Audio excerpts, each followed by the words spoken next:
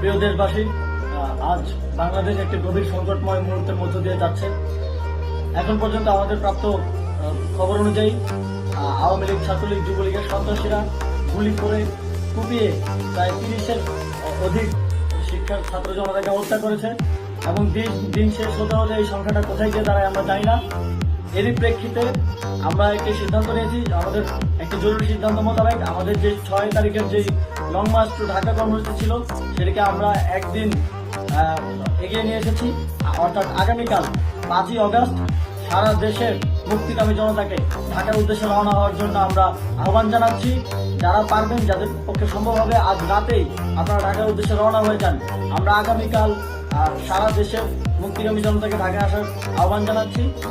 বিশেষ করে ঢাকার আশেপাশে যে জেলাগুলো আছে, আপনারা দায়িত্ব নিয়ে মসজিদের মাইকে ঘোষণা দিয়ে যাদেরকে পাবেন সবাইকে নিয়ে ঢাকার উদ্দেশ্যে রওনা হন। এই লড়াই আমাদের জন্য একটি চূড়ান্ত লড়াই। আমরা চূড়ান্ত ঘোষণার জন্য প্রস্তুত, আমরা গণভবনের দিকে যাত্রার জন্য প্রস্তুত এবং সেই উদ্দেশ্যেই আপনারা সবাই ঢাকা আসুন। আমরা আপনাদের সবাইকে নিয়ে আমাদের চূড়ান্ত দাবি আদায়ে এগিয়ে যাব। আমি জানি না সমন্বয়করা আজকে রাতে বেঁচে থাকতে পারবে কিনা, কিন্তু আপনাদের উপর আমরা এই দায়িত্ব দিচ্ছি। আপনারা সবাই নিজ দায়িত্বে ঢাকায় আসবেন আগামীকাল। প্রিয় দেশবাসী, আজ বাংলাদেশ একটি গভীর সংকটময় মুহূর্তের মধ্য দিয়ে যাচ্ছে। এখন পর্যন্ত আমাদের প্রাপ্ত খবর অনুযায়ী আওয়ামী লীগ, ছাত্রলীগ, যুবলীগের সন্ত্রাসীরা গুলি করে কুপিয়ে প্রায় 30-এর অধিক শিক্ষার ছাত্র জনতাকে হত্যা করেছে এবং দিন শেষ হতে হতে এই সংখ্যাটা কোথায় গিয়ে দাঁড়ায় আমরা জানি না। এরই প্রেক্ষিতে আমরা একটি সিদ্ধান্ত নিয়েছি, আমাদের একটি জরুরি সিদ্ধান্ত মোতাবেক আমাদের যে 6 তারিখের যে লং মার্চ টু ঢাকা কর্মসূচি ছিল সেটিকে আমরা একদিন এগিয়ে নিয়ে এসেছি। অর্থাৎ আগামীকাল 5ই অগস্ট সারা দেশের মুক্তিকামী জনতাকে ঢাকার উদ্দেশ্যে রওনা হওয়ার জন্য আমরা আহ্বান জানাচ্ছি। যারা পারবেন, যাদের পক্ষে সম্ভব হবে, আজ রাতেই আপনারা ঢাকার উদ্দেশ্যে রওনা হয়ে যান। আমরা আগামীকাল সারা দেশের মুক্তিকামী জনতাকে ঢাকায় আসার আহ্বান জানাচ্ছি। বিশেষ করে ঢাকার আশেপাশে যে জেলাগুলো আছে, আপনারা দায়িত্ব নিয়ে মসজিদের মাইকে ঘোষণা দিয়ে যাদেরকে পাবেন সবাইকে নিয়ে ঢাকার উদ্দেশ্যে রওনা হন। এই লড়াই আমাদের জন্য একটি চূড়ান্ত লড়াই। আমরা চূড়ান্ত ঘোষণার জন্য প্রস্তুত, আমরা গণভবনের দিকে যাত্রার জন্য প্রস্তুত এবং সেই উদ্দেশ্যেই আপনারা সবাই ঢাকা আসুন। আমরা আপনাদের সবাইকে নিয়ে আমাদের চূড়ান্ত দাবি আদায়ে এগিয়ে যাব। আমি জানি না সমন্বয়করা আজকে রাতে বেঁচে থাকতে পারবে কিনা, কিন্তু আপনাদের উপর আমরা এই দায়িত্ব দিচ্ছি।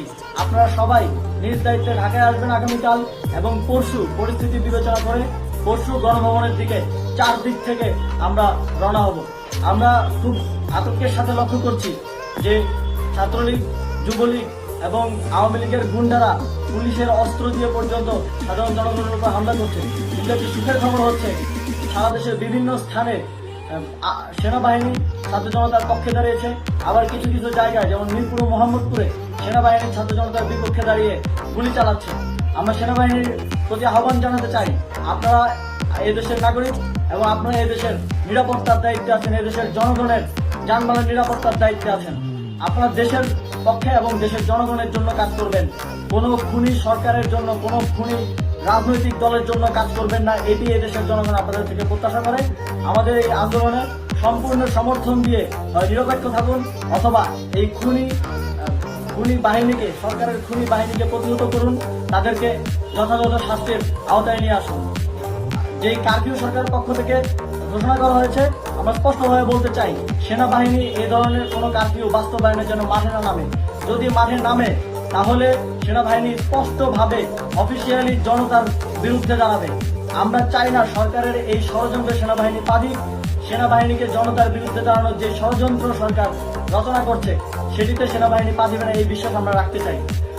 আওয়ামী লীগ আজ সারা দেশে তাদের খুনি বাহিনীকে নামিয়ে দিয়েও ছাত্র জনতার প্রতিরোধের মুখে টিকতে পারেনি। রাজপথের পরাজিত শক্তি হিসেবে তারা সেনাবাহিনী সহ অন্যান্য বাহিনীকে আমাদের বিরুদ্ধে কাজে লাগানোর চেষ্টা করছে। এই চেষ্টাকে, এই ষড়যন্ত্রকে ব্যর্থ করতে হবে এবং আগামীকাল সারা দেশের মসজিদে মসজিদে ঘোষণা দিয়ে ঢাকার উদ্দেশ্যে আপনারা রওনা হন। প্রত্যেকটি পরিবার থেকে অন্ততপক্ষে একজনকে ঢাকার উদ্দেশ্যে রওনা করে দিন, এই ইতিহাসের সাক্ষী হতে, একটি নতুন বাংলাদেশের অভ্যুদয় ঘটানোর একজন কর্মী হতে। ধন্যবাদ সকলকে। خلوني نعيش حياتي ناخد انا راحتي لي فات مات ولو من ذكرياتي ننسى شوية الهم من الماضي نتعلم دنيا هكا مغالي